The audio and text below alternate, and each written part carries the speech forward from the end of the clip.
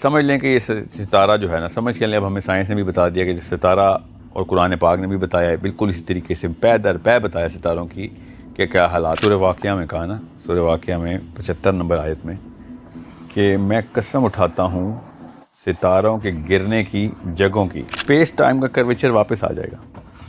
دنیا میں کون سا مسلمان ایسا ہے جس نے سائنس اور سورہ کہف اکٹھی پڑھی اس کو سمجھ نہیں آئی کہ اللہ تعالیٰ نے بلیک ہول بتا دیا تھا؟ اللہ تعالیٰ نے بتا دیا ٹریجیکٹری کیسے ہوتی ہے، اللہ تعالیٰ نے بتا دیا کہ ستارہ نیچے گرے گا ہی گرے گا. یہ اتنا آسان ہے اگر قرآن کے تھرو اور سیرہ کے تھرو ہم مسلمان بچوں کو لینز لگا دیں گے کیسے. تو میں آپ کو نا ایک طریقے سے بتاتا ہوں، جس طرح سورہ واقعہ میں اللہ تعالیٰ نے بتایا نا، یہ میں آپ کو ڈائیگرام بنا کے بتاتا ہوں اسپیس ٹائم کیا ہے. جو ہماری اسپیس ٹائم ہے نا، وہ یہ کوئی ایک سیلیسٹیل باڈی ہوتی ہے، کوئی بھی ایک سیارہ ہے، ستارہ ہے، ٹھیک ہے. اب اس کو ایک سیکنڈ کے لیے ستارہ ہی سمجھیں، کیونکہ میں سورہ واقعہ پہ آنے لگا ہوں جہاں پہ اللہ تعالیٰ نے پوری کی پوری نشانی ہمیں بتا دی ہے. جب ایک ستارہ یا کوئی بھی ایک سیلیسٹیل باڈی اسپیس ٹائم کے اوپر، یہ اسپیس ٹائم ہے،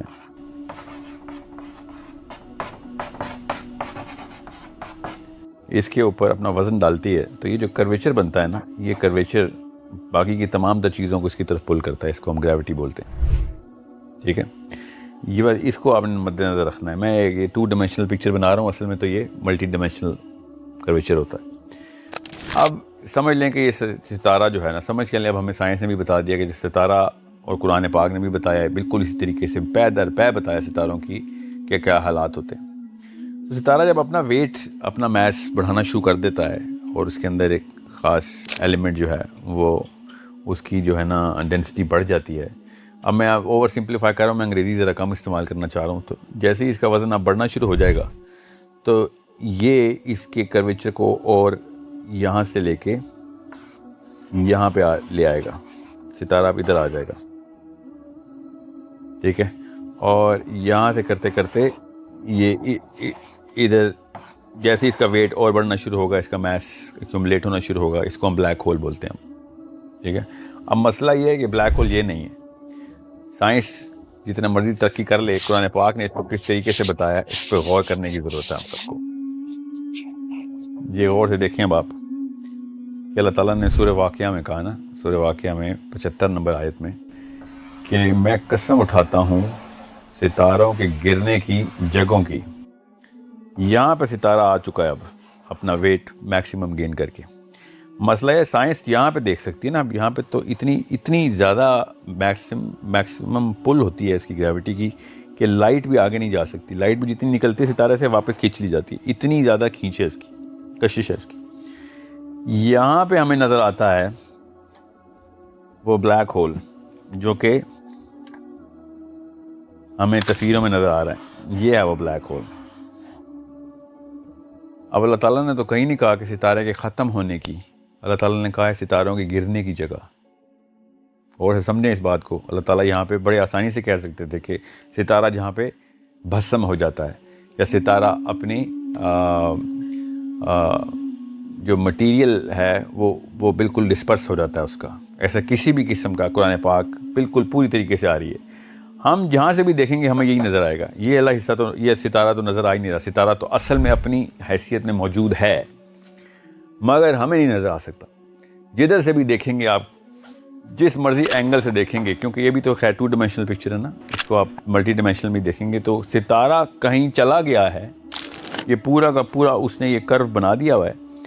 اور اگر یہ کرو نہ بناتا، فار ایگزامپل یہ ستارہ ختم ہو جاتا، یہاں سے ختم ہو گیا، تباہ ہو گیا، ریزہ ہو گیا، تو اسپیس ٹائم کا کرویچر واپس آ جائے گا. اصل میں تو ایسے نہیں آ رہا، کیونکہ یہ بلیک ہول ہمیں بتا رہا ہے کہ ستارہ اپنی پوری کی پوری ویٹ کے ساتھ موجود ہے ادھر. اب اور سمجھیں، اس کا مطلب ہے کہ کوئی سوراخ نہیں ہوا، بینڈ ہوا ہے کچھ. یہ اسپیس ٹائم اتنا میکسیمم بینڈ ہو گیا. اب یہاں پہ جتنے بھی، یہ سورۃ طلاق کی تفسیر غور سے سمجھیں، یہ جتنے بھی ریلمز کراس کر رہا ہے، یہ سورہ ملک بتا رہی ہے ہمیں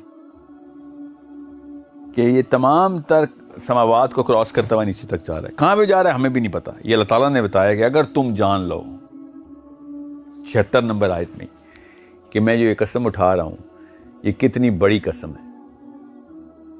سمجھ رہے ہیں کہ فلا اقسم بمواقع النجوم، کہ یہ وہ جگہ ہے جہاں پہ نجوم جہاں پہ گر رہے ہیں. میں قسم اٹھاتا ہوں ان جگہوں کو جہاں ستارے گر جاتے ہیں. یہ وہ ہمارا والا آسمان ہے، یہ ہمارا جہان ہے، یہ دوسرا ہے، یہ تیسرا ہے، یہ چوتھا ہے، اور پتہ نہیں کدھر تک جائے گا یہ. اب یہ جتنے بھی جہان یہاں سے راستے کھل رہے ہیں ادھر آنے کے، یہ اس ستارے نے یہ پورا کا پورا ڈور وے اوپن کر دیا ہوا. سمجھ رہے ہیں؟ یہ اسپیس ٹائم کے تھرو ایک سٹار کی ٹریجیکٹری جو اپنے حجم کو کی پیک پہ پہنچ جاتا ہے، اس کو میگنیٹار بولیں یا جو بھی بولیں اس وقت، جو اپنی کشش کی پیک پہ آتا ہے اور ہر چیز سک ان کر لیتا ہے. ٹھیک ہے، اب یہ اصل میں بھی یہ ریوالو کر رہا ہے، کسی نہ کسی جگہ پہ گھوم رہا ہے. اب وہ کدھر کس ڈائمینشن میں گھوم رہا ہے یہ ہمیں نہیں پتا، کیونکہ ہمیں تو جو ہمارے پاس کیپیبلٹی نہیں ہے، ہمیں جب بھی دیکھیں گے تو ہمیں یہ نظر آئے گا، جس کو آپ تصویروں میں پکچرز میں بلیک ہول نہیں دیکھتے. وہ جو بلیک ہول کی تصویر کو نظر آتی ہے نا، یہ والی جو آنکھ سی بنی ہوتی ہے، وہ ہمیں بس یہ اوپر سے یہ نظر آ رہا ہے. بس ہمیں تو یہ پتہ ہی نہیں چل رہا ستارہ کدھر گیا ہے اور کن آسمانوں کو، کن سماوات کو کراس کر کے نیچے تک لٹک گیا ہے. ٹھیک ہے. سو اللہ تعالیٰ جب سورہ واقعہ میں کہتے ہیں نا کہ اگر تم جان لو، تو یہ نہیں کہتے کہ تم جان نہیں سکتے، کیونکہ اللہ تعالیٰ نے کئی جگہوں پہ کہا ہے کہ یہ تمہارے بس کی بات ہے، تم نہیں جان سکتے. ہم نے کم ہی بتایا. روح کے بارے میں اسی موضوع کے اندر اللہ تعالیٰ نے کیا جواب دیا یہودیوں کو کہ یہ تم سے روح کے بارے میں پوچھتے ہیں. سورہ بنی اسرائیل میں، سورہ کہف سے ایک سورت پیچھے پہلا سوال تو یہ تھا. تو اللہ تعالیٰ نے کیا جواب دیا کہ یہ تم سے روح کے بارے میں سوال کریں، ان کو کہہ دو کہ روح اللہ ہی کا امر ہے، اور اس کے بارے میں کام ہی بتایا میں نے. اس کا یہ مطلب نہیں ہے کہ اگر تم جان لو تو یہ بہت بڑی چیز ہے. نہیں، یہ اللہ تعالیٰ نے یہاں پہ تخصیص بتائی ہے کہ بس یہاں پہ میں تمہاری علم کی یہاں پہ میں نے ایک کیپ لگا دی ہوئی ہے، اس کے اوپر نہیں جاؤ گے، یہ میں نے بتانا ہی نہیں. مگر ستاروں کے اوپر اللہ تعالیٰ نے یہ نہیں کہا کہ یہ میں بتاؤں گا نہیں. اللہ تعالیٰ نے کہا ہے کہ لو کا سیگا ہے، اگر تم جان لو تو یہ بہت ہی بڑی قسم ہے. اس کا مطلب ہے کہ دیر از اے چانس کہ ہم یہ جان سکتے ہیں، یا جان چکے تھے کسی ٹائم پہ، یا پھر جان لیں گے کبھی. اور اسی طریقے سے سورہ قرآن میں ایک اور کئی جگہوں کے اوپر اللہ تعالیٰ نے یہ الاؤنس کا ہنٹ دیا ہوا ہے. سورہ غافر آئی تھنک، جس میں اللہ تعالیٰ نے کہا نا کہ اگر تمہارے اندر طاقت ہے تو قوت لگاؤ، اوپر آ کے دیکھ لو، اوپر آسمانوں میں آ کے دیکھ لو. پہلے آسمان نہیں، دوسرے میں آؤ، تیسرے میں آؤ، چوتھے میں آ کے دیکھ لو، تمہیں پتہ چل جائے گا سلطانی کس کی ہے، کون ہے اصل میں کرتا دھرتا پوری کائنات کا. تو اس کا مطلب یہ ہے کہ یہاں پہ بھی الاؤنس اللہ تعالیٰ دے رہے ہیں کہ آ سکتے ہو تو آ کے دیکھ لو، تو تمہیں پتہ چل جائے گا کہ سلطانی کس کی ہے. کہ آ سکیں گے ہم، کہ کوئی ایسی ٹیکنالوجی ہوگی انسانوں کے پاس یا کسی دور میں رہی ہے یا آئے گی کہ جس میں ہم یہ والے آسمان کو کراس کرنے کی کیپیبلٹی شاید رکھ سکیں.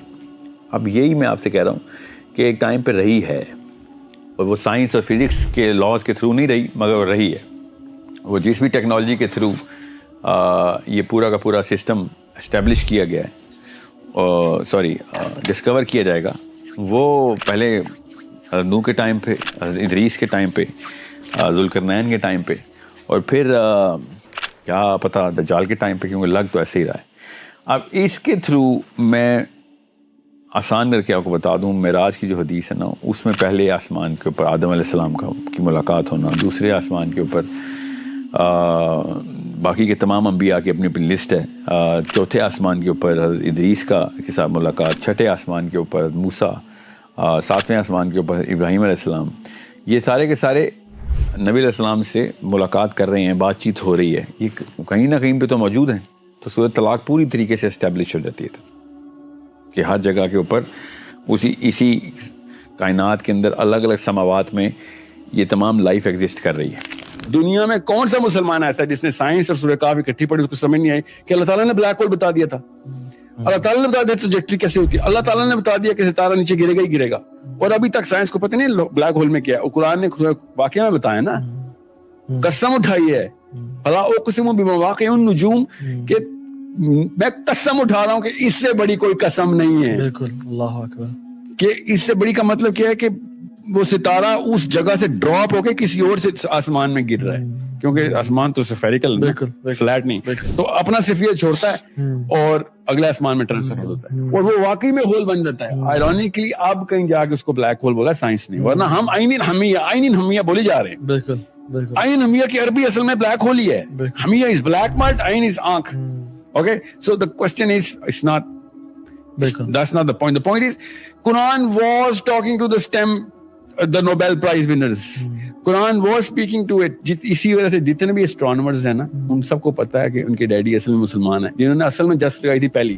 اب میں نے خدا کی قسم خود پڑھا ہے, فلا اقسم بمواقع النجوم کا مطلب کیا لکھا ہوا ہے, ترجمہ میں لکھا ہوا ہے, نبی علیہ السلام کے دل کا وہ حصہ جہاں پہ قرآن نازل ہوتا ہے, اس کی قسم اٹھاتا ہوں. کہیں پہ یہ کیسے میں اب کسی پاکستانی یوتھ کو میں کیسے سمجھاؤں کہ یہاں پہ نا تھوڑا سا عربی سیکھ لے تو نہیں ضرورت پڑے گی ان چیزوں کی. یہ اتنا آسان ہے اگر قرآن کے تھرو اور سیرہ کے تھرو ہم مسلمان بچوں کو لینز لگا دیں گے.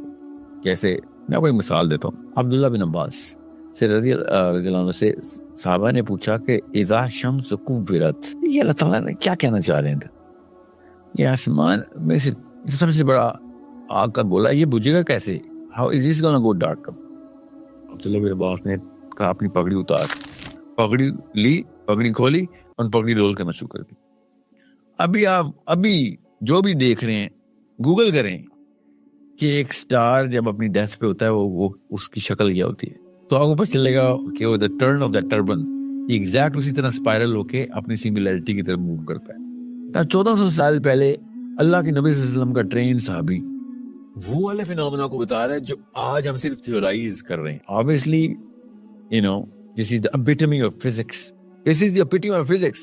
So قرآن پاک میں ایک کتاب آپ کو اسی پوڈ کاسٹ میں بھیجوں گا تاکہ کوئی یہ نہ کہ خالی باتیں. ڈاکٹر فاضلی کی کتاب ہے یہ الٹیمیٹ قرآنک میتھمیٹکس کے اوپر. آپ اس کتاب کی خالی انڈیکس سے پتہ چل رہے ہیں کہ سر اس کے لیے پی ایچ ڈی کرنی ضروری ہے. اور وہ کس چیز کی کتاب ہے؟ اس میتھمیٹکس کی جو قرآن میں ہوئی ہے. قرآن جس کے اوپر ہے, you know, it is so basic کہ مجھے بتاتے ہوئے عجیب لگ رہا ہے کہ قرآن پاک کی mathematics is the epitome of Gaussian prime. اب ڈسکور ہوئے 80s میں, اب ڈسکور ہوئے, اور حروف مقطعات گوزین پرائم کی ٹیبل کے اوپر لاکڈ ہے. اس ٹیبل کو دیکھیں, پڑھنے تو کو پتہ چلتا ہے کہ الف لام میم کے بعد اگلے حروف مقطعات قرآن میں کدھر ہیں. Imagine, you think this is a small matter? This is as big as it gets in terms of the challenge of Allah Azza wa Jalla. جب اللہ تعالیٰ نے کہا تھا کہ اگر ایسی کوئی آیت ہے تو بنا کے لے کے آؤ, ہم سمجھ رہے تھے وہ اقبال کی شاعری کی طرح اللہ تعالیٰ نے ہمیں بتایا بھی گیا, آپ کو بھی مجھے بھی بتایا گیا. حالانکہ وہ میتھمیٹکس کی بات ہو رہی ہے کہ do you even know the code جس میں نے کیا ہے. تم اس طرح کوڈنگ کر سکتے پوری یونیورس کی کتاب میں کر کے دکھاؤ پوری یونیورس کو ایک کتاب کے اندر کوڈ یا ایک آیت کے اندر کوڈ. مجھے بھی بتاؤ کس چیز کا کوڈ کیا ہے, کتنا بڑا فینومینا تم نے کوڈ کیا ہے. سو میں آپ کو خالی یہ بتا رہا ہوں کہ جب میں کہتا ہوں نا قرآن کے تھرو فزکس کو اور میتھمیٹکس کو اپروچ کریں تو اس کا مطلب یہ ہوتا ہے. اس کا مطلب ہوتا ہے عبداللہ بن عباس, علی بن ابی طالب کے ٹریک پہ بچے کیمبرج اور ہارورڈ میں اپنی ہارورڈ کو اور کیمبرج کو ریسرچ لیب کی طرف, قرآن کی ریسرچ لیب ہے, وہ کانفیڈنس تو دے رہے, اس میں کوئی شک نہیں. ہم بھی دے رہے تھے کہ ٹائم پہ وہ ہمارے پاس آ رہے تھے, اب وہ دے, ہم ان کے پاس چل جاتے ہیں. مقصد لیکن قرآن ہے.